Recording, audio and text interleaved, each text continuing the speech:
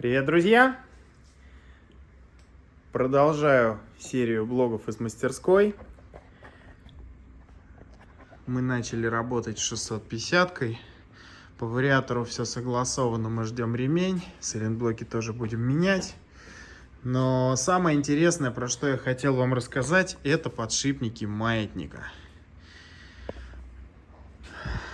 Мы видим вот такой вот износ на обойме. И даже скорее не просто износ. Я бы назвал это гниль. Вот. Но и не только гниль, то есть тут явно чувствуются серьезные ямы. И вот у нас остальные подшипники, на которых висит маятник. Вот он, маленький подшипник, он страдает в первую очередь, изнашивается сильнее всего. Вот она, на нем ржавчина. Это обычные конические подшипники. С одной стороны вот этого стоит пыльник, потому что здесь один раз все это смазал и, в общем-то, забыл. Здесь же стоит регулировочный винт, и в идеале регулировать их надо регулярно, чего никто никогда не делает. И, честно скажу, первые, наверное, 5-6 лет практики с бургманами я даже не знал о том, что это требует регулировки. Как-то тогда они были свежее, лучше, и никто не парился насчет управляемости. Тогда трава была зеленее и так далее. А вот второй подшипник. Он у нас куда менее изношенный, но все равно при внимательном рассмотрении обоймы, вот ту мы еще не сняли, а из редуктора я решил сразу снять, чтобы вам показать. Мы видим ямы. Шлюфт сначала появляется с этой стороны, а потом, естественно, его наличие разбивает и второй подшипник. Вот тут вот у нас вал привода, который идет на редуктор. Сюда надевается обойма. И вот у нас редуктор. Сюда вставляется также внутренняя обойма. И сверху сальник. Если эти подшипники сильно разбиты, они, как правило, пробегу 50 тысяч километров, разбиты практически у всех, то через этот сальник в том числе может попадать влага в редуктор. Если у вас сливается с редуктора белая жидкость, которую еще называют словом эмульсия, то значит надо менять сальники. Как минимум 2 сальника, которые расположены на задней оси. Кстати, для многих оказывается вообще откровение, что их там 2. Давайте посмотрим. Вот этот сальник большой и всем очевидный. Как правило, у него гнилая обойма. Ну, тут мы этого не увидим, пока его не снимем. Снимать мы его, вероятно, не будем. Он довольно дорогой. Но вот эта вот вещь, она же вращается целиком с валом. А ось, которая закручивается вот в ту неподвижную втулку, она неподвижна. Соответственно, уплотнение вот этой вот оси должно как-то осуществляться и с той стороны. Внутри крышки, за подшипником, стоит еще один сальник. Вот. И если уж заниматься, то он обязательно требует замены. В общем, по-хорошему, если у вас есть эмульсия в редукторе, значит он явно где-то не герметичен и за счет остываний и нагреваний засасывает влагу из воздуха, скорее всего. Ну или вода попадает в него с улицы. Причем, как правило, при этом редуктор на улицу не течет. Собственно, задача в таком случае заменить, чтобы сохранить его ресурс, а ходит он долго, если там нет эмульсии и есть масло. Сохранить его ресурс, надо заменить вот эти вот все 3 сальника. Ну а передний сальник, соответственно, завязан с подшипниками маятника. То есть обычно это все взаимосвязано. То есть меняете подшипники маятника, меняете редуктор и забывайте про этот узел еще лет на 10, потому что ничего ему больше не будет. Это вообще один из самых надежных узлов 650-ки, но старость его тоже не щадит. Вот. А вот эти подшипники у нас очень сильно влияют на управляемость. От многих владельцев я слышал такие отзывы интересные, что если посадить пассажира, если, допустим, ты всегда ездишь без пассажира, вот, сажаешь пассажира, и мопед внезапно начинает лучше управляться. То есть это 100% подшипники вот эти. Потому что у тебя изменилась нагрузка на амортизаторы, изменился угол работы, и ролики перестали попадать в привычные ямы, и люфт уменьшился. Все логично, все очень даже объяснимо. Вот. Поэтому это узел, который многие игнорируют. Сейчас мы это все дело еще немножко почистим, потому что здесь вся эта срань жуткая. Вот. Достанем эту обойму, все почистим, помоем, установим новые подшипники, отрегулируем их и, собственно, продолжим работу дальше. Вот этот момент я вам прям очень хотел показать и рассказать. Я где-то снимал пару коротких видео про эти подшипники, и всем клиентам уже последние вот лет 5 твержу о них прям безостановочно. Вот. Но как бы, видимо, подробный рассказ требуется, поскольку большая часть людей информации имеет об этом ноль. Про аналоги подшипников еще сразу хотел бы сказать. Мы ставим только оригинал. Есть информация, что вроде как вот этот подшипник можно подобрать. Но, к сожалению, вот этот подшипник подобрать нельзя. Потому что они все, насколько я знаю, идут, даже если по размеру, то без вот этого пыльника. А пыльник определяет хоть какой-то ресурс. Потому что без него это все вообще работать, к сожалению, не будет. Вот. Такая вот фигня. Вот. Кстати, мы здесь видим еще живой суппорт, про который я все время твержу. И прямо даже можем видеть, как вот эта направляйка смазана еще, возможно, заводской смазкой. Может быть, это я смазывал, потому что я одно время керамическую пасту долго пробовал. И направляющая, которая смазана смазкой какой-то другой, не предназначенной для суппортов. Здесь увеличился пыльник. Если мы их даже рядом... Нет, тоже вообще какой-то увеличенный. Но вообще вот этот больше по размеру. И он был не вставлен в свое посадочное место, потому что он увеличен. То есть вот здесь вот проблема с суппортом тоже есть на начальном этапе. Причем это самый редкий суппорт. Я согласую это с клиентом, мы это дело промоем и хотя бы заменим резинку и смажем нормальной смазкой, потому что, ну, чтобы хоть как-то продлить ему жизнь. Вот, дабы просто на будущее сэкономить денег по возможности. В общем, продолжаем. Продолжаем разговор. У нас установлена новая обойма. Подготовлены сами подшипники. Сюда тоже установлена новая обойма. Далее чистим вот это вот место, закрывая все вокруг. Ставим сюда подшипник. Вот, ставим подшипник, соответственно, вот сюда. Смазываем это все, собираем и по мануалу регулируем.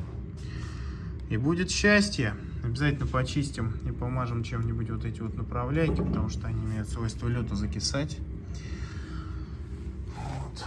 В остальном об этой проблеме этот владелец, я думаю, забудет еще на ближайшие 1050-60. А если будет регулярно регулировать, то может быть и дольше. Хочу рассказать одну интересную историю про эти подшипники, которая со мной приключилась примерно в 2017 году. Еще со времен, когда эти мопеды еще в старом кузове последние продавались в России, один человек купил у официального дилера новую 650-ку. Я уж не знаю, как так получилось, но на сравнительно небольшом пробеге, там она вообще практически новая была, человек поехал, ну, со слов не к дилеру, а куда-то еще, хотя в реальности я не удивлюсь, если это и дилеры накосячили, ну, так бывает в жизни.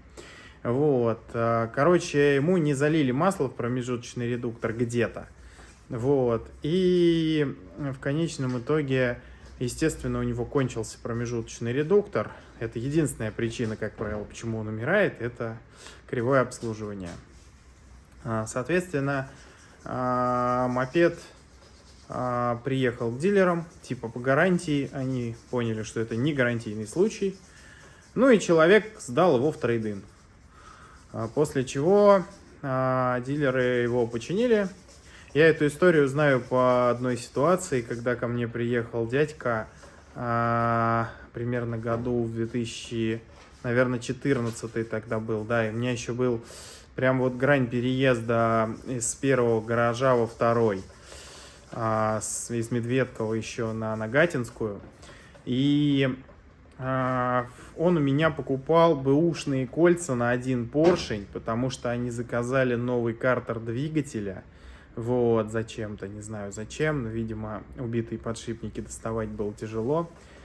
Новый весь промежуточный редуктор, и при сборке механик испортил кольца. Так бывает, там довольно аккуратным надо с ними быть, они очень нежные. Вот, им надо было уже скорее его собирать, вот, и, собственно, продавать. Я продал им тогда бэушные кольца на один поршень, пообщался, было это очень давно и неправда, поэтому, думаю, уже можно рассказать. Историй много всяких интересных. Со временем они просто теряют свою актуальность.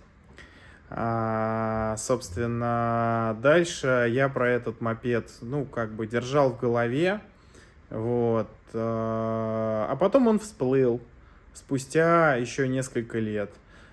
Судя по ПТСу, там все четко видно, что его обратно выкупили дилеры, не буду говорить какие. Собственно, потом его купил какой-то перекупщик, который очень быстро перепродал его дядьке. Дядька на нем поездил что-то 5-6, и у него рассыпался вариатор. Они неправильно затянули болт крепления первичного вала, судя по всему. Он открутился, разбило посадочное место подшипника. В общем, вариатор мы тогда починили. Он приехал сначала в какой-то мотосервис, там поняли, что не очень шарят, и прямо на своем же эвакуаторе привезли его ко мне, перенаправив на меня владельца. Я все это качественно сделал, вот, очень поржал, потому что мопед выбирал мотоподборщик, а на нем мало того, что черт знает как был положен герметик между половинками картера, так еще и номер на двигателе отсутствовал, вот, что довольно-таки занятно.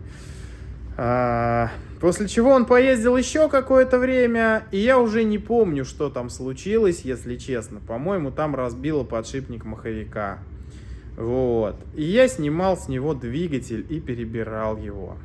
У меня в Инстаграме был пост где-то в 2018 году. Если порыться, я даже, возможно, найду фотографию, может быть, скрин сделаю. Да, там организация запрещена в РФ, и вот это вот все про Инстаграм. Вот.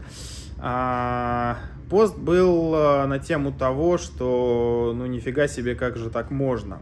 Короче, официальные дилеры, собирая двигатель, все уже там у них было, видимо, готово, и они забыли установить вот эту вот обойму подшипника в картер. Как такое можно вообще не заметить, я не знаю, но, видимо, очень увлеклись. Вот. Но благо они хотя бы попытались отрегулировать, прижали вал, с частью подшипника, но частично все равно попортили посадку. Я это все там напильничком дорабатывал, но обойма туда как-то встала. Причем подшипников тогда в наличии не было, и я ставил какую-то бэушную обойму. Просто чтобы человек мог поездить. Собственно, такая вот история. Вот, пока рассказываю, у нас тут все немножко почистилось. Можно прямо даже вот на видео сделать вот такую вот красоту. В общем-то, как-то так. Очень советую всем не ломаться и чтобы всем везло с механиками. Вот, к сожалению, эта проблема бывает. Надо найти своего. Прям вечер офигительных историй на самом деле. Или день. Вообще, такой мопед, как 650-ка, любит обслуживание, как задумали японцы, а не то, как привыкли русские. Русские привыкли к чему? Бухать побольше смазки везде, в любые трущиеся механизмы. А тут зачастую использование излишней смазки приводит к печальным последствиям. Тоже много лет это всем твержу, никто не слушает вообще. Вот в данный момент можно увидеть очень редкую ситуацию, где я не пожалел смазки, потому что этот подшипник реально, тут ее лишнюю просто выдавит, но мы ее вытрем тряпочкой, и она не сделает здесь хуже. Вот. Вот в ситуации, допустим, с подшипниками колесными, вот так вот 650-кой делать ни в коем случае нельзя. Я вообще обезжириваю посадочные места подшипников перед установкой. То есть я могу точно сказать, что это делали не мы. Вот, потому что очень слабые посадочные места, очень маленький натяг и разбивает из-за смазки еще быстрее посадку. То есть бывает, что подшипники даже чуть ли не на клей приходится сажать, а чуть сильнее разбито просто менять колесный диск. А колесных дисков под АБС живых мало. И самое интересное, что чем свежее мопеды, тем слабее посадки. Поэтому, ну, как бы где угодно можно мазать. На BMW можно мазать, там зачастую хрен выбьешь эти подшипники. А здесь вот именно в заднем колесе ни в коем случае. Это прям очень нежный узел, и к его обслуживанию надо очень осторожно относиться. Вот, про вариатор вообще у меня обычно не бывает слов, когда я вижу, там кто-то перебухал смазки куда-то. Вот, там вообще все нежно, там установка там первичного вала или там в 400-ке, там во втулку, там в торг чуть-чуть больше смазки, или она попала капелька куда не надо, и сразу все рушится. Поэтому с этим нужно проявлять максимальную осторожность и думать перед тем, как делать. Это вообще полезно. Мы тут систему видеонаблюдения установили. И теперь наблюдаем, что у нас тут происходит. Вот тут у нас Range Rover тащит на трассу поцарапанную немного по намеру. Вот такой вот у нас тут мир, блин. Небольшая тема с задним суппортом. Вот тут у нас еще живой суппорт, и я предложил человеку поставить нашу доработанную направляющую. Она удлиненная и немножко с уменьшенным допуском. Она позволит продлить ресурс. То есть там посадка позволяет удлинить ее немножко. Вот. В ситуации, когда еще нет страшной выработки, это хорошая вещь. И вот в данный момент я занимался тем, что пытался закалить кончик.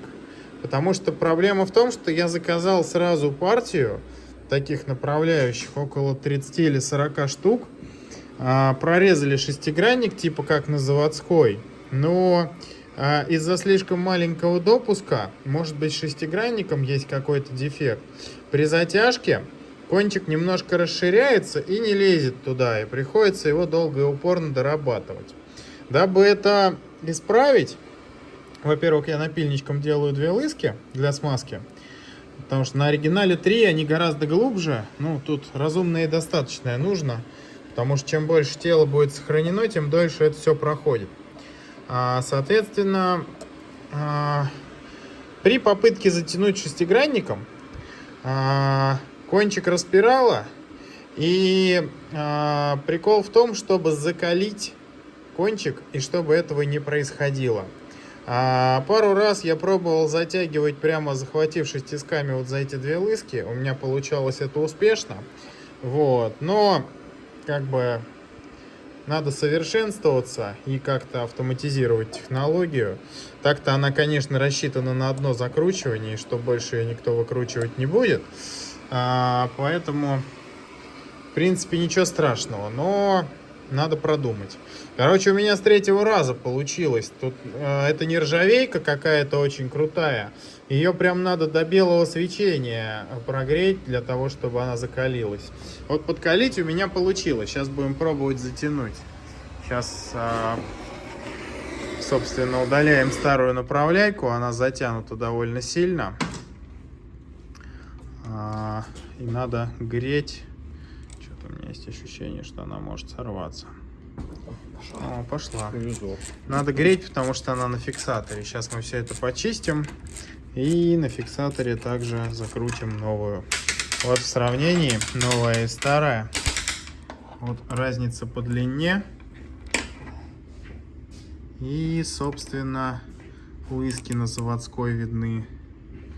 Такие вот они глубокие, их 3 штуки. Итак, резюмирую. Попытка закалить направляйку оказалась успешной. Все прекрасно подходит. И отлично вообще на свое... Блин, я не знаю, как одной рукой снимать и показывать. Но отлично все подходит на свое место, без доработок. Таким вот образом, с минимальным люфтом. Прямо вот идеально то, что надо. Вот. Сейчас все это соберем на новых резинках, на правильной смазке. И думаю, этому суппорту бегать еще очень долго. Это можно сказать, что ему повезло остаться в живых. Итак, занялся C1 наконец-то. Разобрал вариатор, как планировалось. Почистил.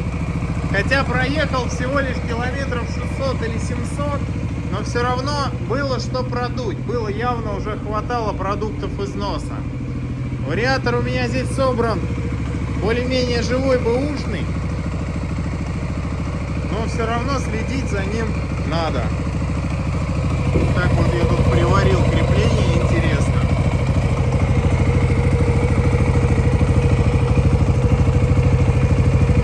Крепление — это кусок редуктора от 650-ки. С другой стороны получилось менее аккуратно. Я, возможно, это буду переделывать. Но в принципе оно работает. Это кусок ответной ноги от 650-ки. Аморты я буду ставить штатные, эти очень жесткие. В общем, такой вот мопедик потихоньку готовится. Сейчас буду это все собирать. Решил вот погреть его. Я тут долго мучился с запуском. Иногда на холодную он отказывался заводиться. А потом он у меня как-то заглох на ходу. И выяснилось, что колпачок со свечи соскочил. Я просто заменил свечу и бронепровод с катушкой. И вроде сейчас все хорошо стало. Быстренько записываю вам концовку уже из дома. Меня под конец дня разорвали. Мне срочно пришлось перебирать вариатор от 650-ки, снятый, привезенный. С ним все пошло не гладко. И все мое время, в том числе плюс 1,5 часа к рабочему, ушло на это. Так что сейчас у меня уже варятся макароны. Я очень надеюсь, что вам интересно было посмотреть все, что я для вас сегодня наснимал. И прямо сейчас я все это смонтирую и выложу. Так сказать, максимально свежая инфа. Всем желаю отличного субботнего вечера и прекрасного завтрашнего выходного. Всем пока!